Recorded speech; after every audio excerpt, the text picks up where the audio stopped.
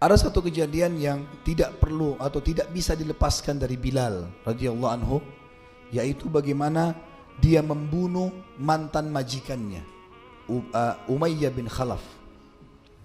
Ini ada kisah teman-teman cukup panjang. Saya coba rangkumkan kisah dalam riwayat Bukhari. Berawal dari pertemuan antara Sa'ad radhiyallahu anhu dengan Umayyah bin Khalaf. Saat ini seorang sahabat yang mulia dari pimpinan Ansar, kepala suku Aus kalau saya tidak salah di sini. Kemudian dia bersahabat dengan Umayyah dari sebelum masuk Islam. Kalau Umayyah bin Khalaf yang majikannya Bilal ini pergi ke Madinah jadi tamu di rumah Sa'ad. Kalau Sa'ad ke Mekah jadi tamu di rumahnya Umayyah, sahabat dekat. Setelah masuk Islam dan semua sahabat hijrah ke Madinah, sudah hijrah semuanya, di Mekah nggak ada lagi Muslim. Kalau ada ketahuan dibunuh. Ada beberapa yang masih tinggal tapi mereka sembunyikan Islamnya. Nabi SAW pun dan para sahabat tidak mengetahui keberadaan mereka. Nanti itu kalau yang mau tahu orang-orang ini diceritakan pada saat terjadi kesepakatan Hudaybiyah. Dan sudah saya sebutkan itu di bahasan Sirah Nabawi di YouTube, bisa diikuti. Kesepakatan Hudaybiyah, Allah tidak membiarkan Nabi SAW dan sahabat yang lagi mau umrah itu ditahan oleh orang Quraisy menyerang Mekah, karena di Mekah ternyata ada orang-orang Muslim yang menyembunyikan Islamnya, tidak ketahuan. Tapi yang ketahuan Islamnya semua sudah hijrah.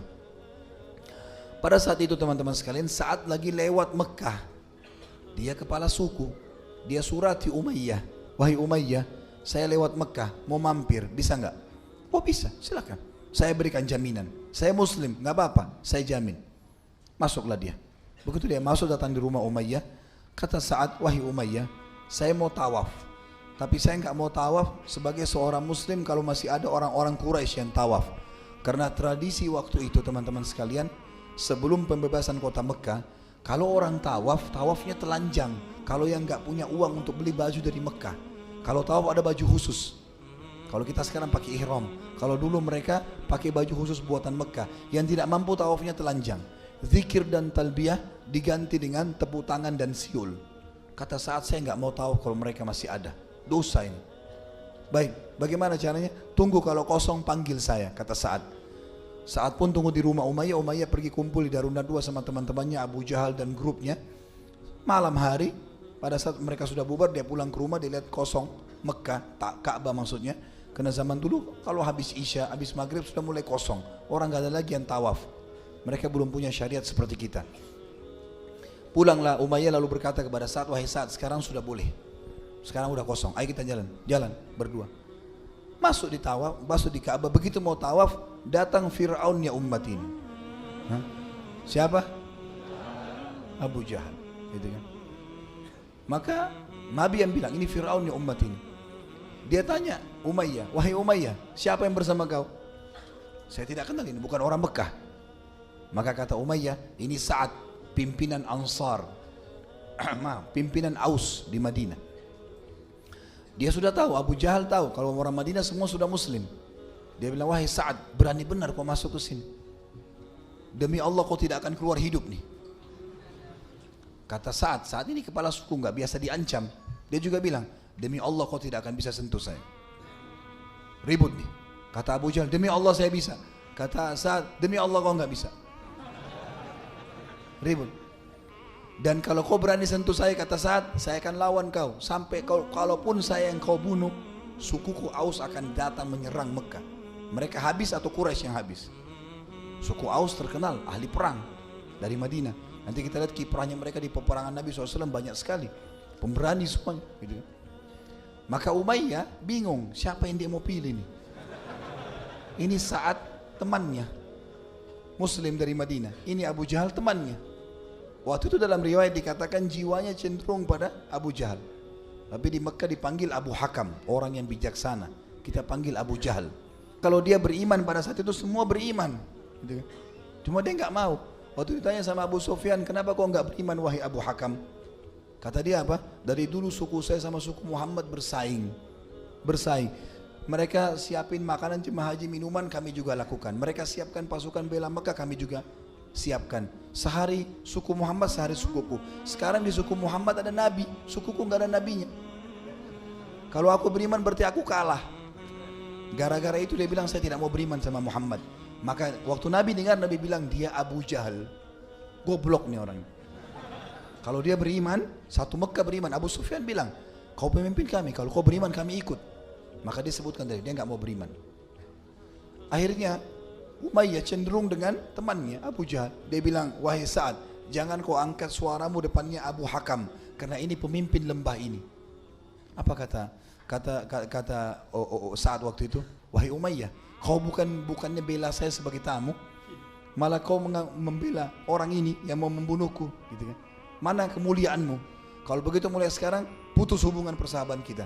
Dan ingat, saya mau sampaikan satu hal. Kalau Nabi kami, Nabi Muhammad SAW sudah menyampaikan kepada kami kalau kami akan membunuhmu nanti. Kalimat ini, Nabi menyampaikan kepada kami kalau kami akan membunuhmu. Tiba-tiba Umayyah terdiam.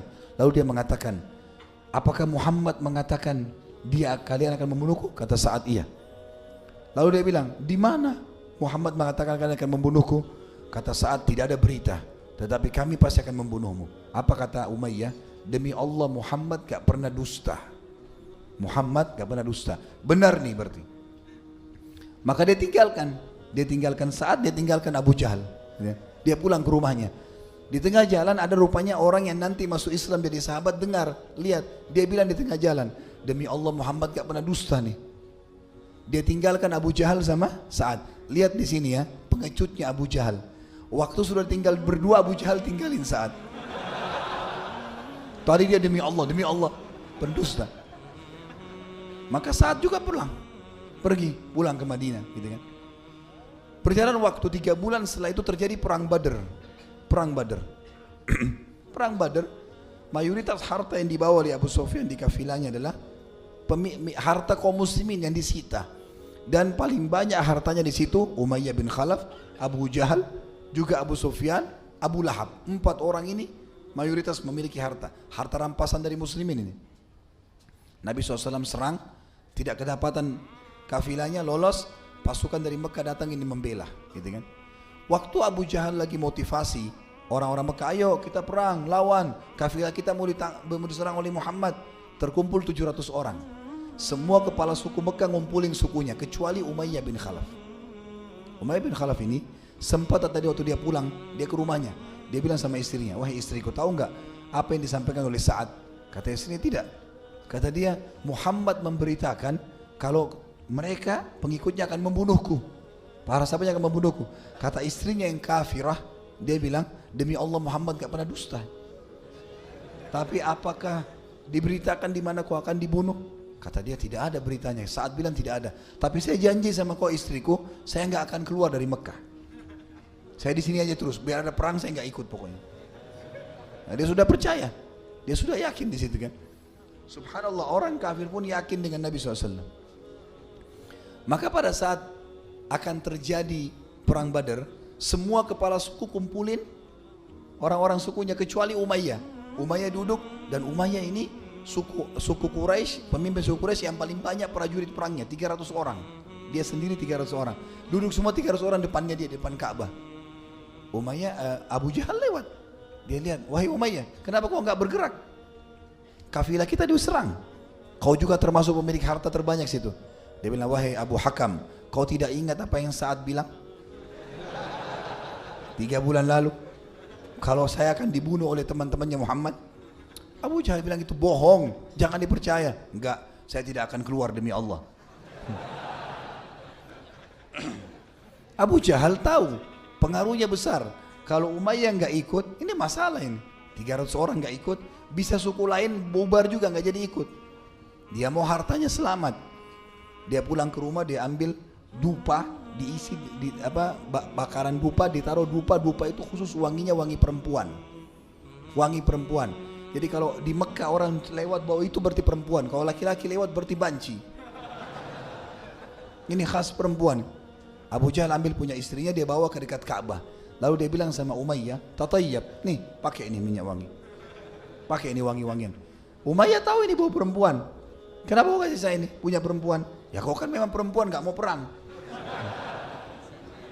Maka Umayyah marah nih, ditepis sama dia. Lalu dia pulang ke rumahnya. Dia bilang, saya akan ikut. Pulang ke rumah, dia bilang sama istrinya, siapkan perlengkapan perang saya. Kata istrinya, kau sudah tahu, diingatkan lagi. Perkataan Sa'ad 3 bulan lalu. Kalau Muhammad beritakan teman-temannya akan bunuh kamu, kenapa mau ikut? Dia bilang, Abu Hakam permalukan saya. Saya akan keluar dari Mekah beberapa langkah, nanti saya kembali lagi. Memang riwayatnya begitu, ya. Supaya saya tidak dipermalukan. Subhanallah, sabda Nabi benar. Setiap kali istirahat pasukan Quraisy, Abu Jahal selalu jaga Umayyah. Dia tahu Umayyah ini mau lari. Jadi dia selalu jaga, setiap istirahat, hai Umayyah kau duluan berdiri. Suruh berdiri. Jadi selalu dijaga sampai tiba di Badar. Sampai tiba di Badar. Baik, sekarang kita masuk ke inti bahasan kita. Ini semua rentetannya supaya kita tahu mukjizat Nabi SAW. Waktu perang Badar terjadi, muslimin menang. 314 orang melawan 1000 orang. Kalah Quraisy, kocar kacir. Gitu kan? Ada ceritanya panjang lebar kalau teman-teman ikuti di YouTube tentang kisah perang Badar, kisah perang yang mulia sekali. Bilal termasuk hadir, dan orang yang hadir di perang Badar ini mulia, diampuni dosa-dosanya. Sampai kalau ada sahabat yang melanggar setelah perang Badar pun, Nabi SAW mengatakan, jangan diganggu, ini orang Badar, nggak apa-apa, maafin, ini orang Badar. Badar ini punya kemuliaan sendiri. Satu-satunya peperangan yang malaikat hadir dan ikut membunuh musuh itu di perang Badar. Sampai Allah menggambarkan dengan hari yang besar, gitu kan? Baik, yang jelas pada saat itu kalah orang-orang kafir Quraisy, pada lari berantakan. Ada orang-orang yang sedang ditawan oleh muslimin, banyak sekali harta rampasan perang. Karena muslimin waktu itu keluar bukan untuk perang, untuk mengejar kafilah. Perlengkapan perangnya sederhana. Quraisy dengan baju perang, semuanya hartanya dikasih, dibawa. Lalu kemudian dibuanglah semuanya. Termasuk yang waktu itu tidak bisa lari, Umayyah bin Khalaf ini. Karena badannya gemuk sekali. Dia waktu mau lari, kudanya berontak, dia jatuh. Waktu dia jatuh dengan baju perangnya, dia berdiri. Kemudian dia mau lari serba salah. Semua temannya ini orang-orang yang sudah pada lari. Nggak ada kuda, nggak ada apa. Di depan matanya ada Abdurrahman bin Auf radhiyallahu anhu. Abdurrahman bin Auf lagi ngumpulin harta rampasan perang. Pedang, perisai, kumpul-kumpulin. Ini kan tujuannya dibawa ke kemah Nabi. Nanti Nabi bagi rata kepada para sahabat. Cuma ngumpulin ini dapat pahala ini. Bawa ke sana nanti juga dapat rampasan.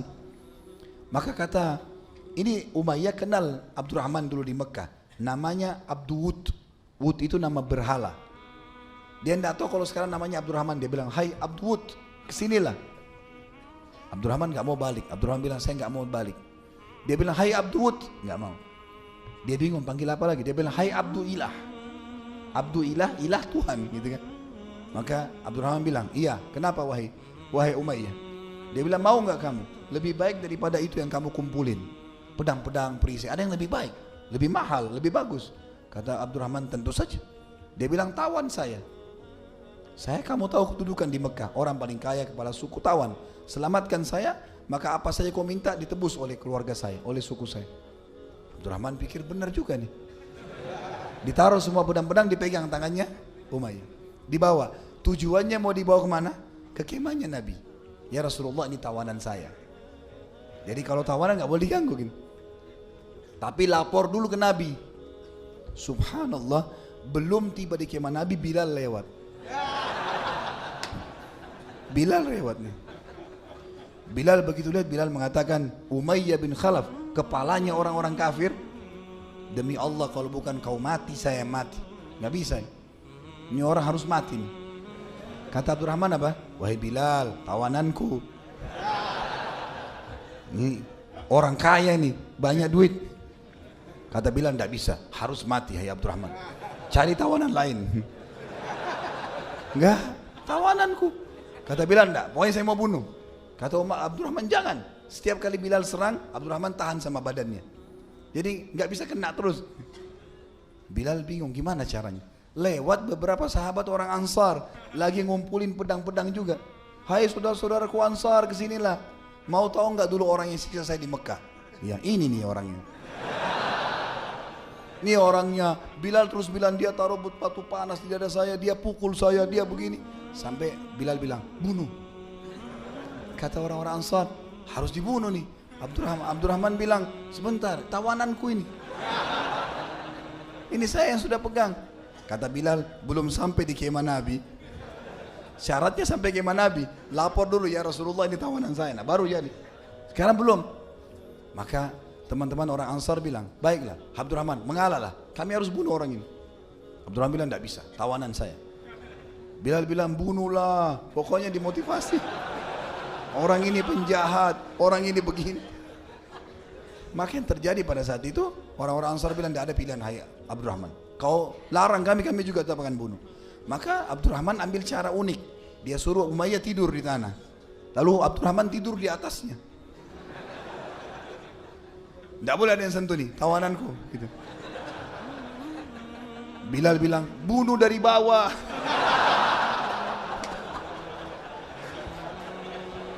Ditusuk dari bawah. Dalam riwayat begitu, mereka tusukin dari bawah sampai Umayyah mati. Waktu mati sudah nggak bergerak, nggak ada suaranya, kata Abdurrahman, semoga Allah maafkan kau Bilal, kau hilangkan dari saya harta rampasan perangku ini. Tawanan ini banyak duitnya tadi. Mati sudah, jadi jenazah nggak bisa diapa-apain. Gitu. Maka inilah akhir daripada kisah Umayyah, dan ini ditulis secara khusus dalam riwayat-riwayat sahih bagaimana Allah Subhanahu Wa Taala membalas Umayyah bin Khalaf karena perbuatannya yang jahat. Dan ini hadis riwayat Bukhari nomor 230 dan juga disebutkan dalam beberapa bab sebenarnya dalam kitab Al-Wakalah. Juga bab ada juga ada dalam riwayat lain, ada dua riwayat 2301 dan 3971.